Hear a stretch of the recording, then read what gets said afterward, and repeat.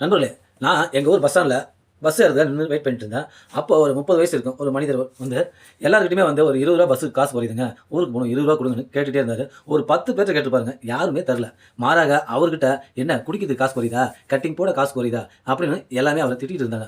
இருந்தாலும் அவர் சளைக்காம எல்லாத்தையும் கேட்டுட்டே இருந்தார். சரி இவன் குடிக்க தான் போறான் போல இருக்கு, ரூ. 20 காசு குறையுது போலன்ட்டு அப்படின்னு நானும் நினைச்சேன். ஆனா கடைசியில நான் அந்த ஆள கூப்பிட்டு ஒரு ரூ. 20 காசு குடுத்துட்டு, சரி இவன் எங்க தான் போறான் பார்ப்போம் அப்படின்னு சொல்லிட்டு அவன் பின்னாடியே போயிட்டு இருந்தேன். கொஞ்ச நேரம் கழிச்சு அவரு உண்மையாலுமே பஸ்ல தான் ஏறினாரு. பண்ருட்டி போற பஸ்ல ஏறி டிக்கெட் எடுத்தாரு. பண்ருட்டிக்கு டிக்கெட் எடுத்தாரு. அதுக்கப்புறம் நான் திரும்பி வந்துட்டேன். இதுலேருந்து என்ன தெரியுதுன்னு பார்த்தீங்கன்னா, இப்போலாம் நம்ம தமிழ்நாட்டில உயிரே போகுது அப்படின்னு பஸ் ஸ்டாண்ட்லயோ இல்ல கடை வீதியிலயோ இல்ல எங்கேயாவது நின்னு ஒருத்தர்கிட்ட ரூ. 10 கடன் கொடுங்கன்னு கேட்டாலும் யாருமே தரமாட்டாங்க. மாறாக என்ன கட்டிங் போட காசு குறையுதா? ஏன்டா கை கால் தான் நல்லா தான் இருக்கா? உழைச்சு சம்பாரிச்சு அதில குடிச்சானா? ஏன்டா குடிக்காத பயல ஏன் இப்படி 10 பிச்சை எடுத்து கட்டிங் போறீங்க, குடிக்கிறீங்க அப்படின்னு தான் திட்டுறாங்க இன்னைக்கு நிலைமை. ஏன்னா அந்த அளவுக்கு நம்ம தமிழ்நாட்ட குட்டிச்சவர குடிகார மாநிலமா ஆக்கி வச்சிருக்காங்க. இந்த ஆட்சியாளர்கள், போன ஆட்சியாளர்கள் 2 பேரும் தான் ஒருத்தவங்க மேல குறை சொல்ல விட 2 ஆட்சியாளர்கள் மேல தான் சொல்லுவேன்.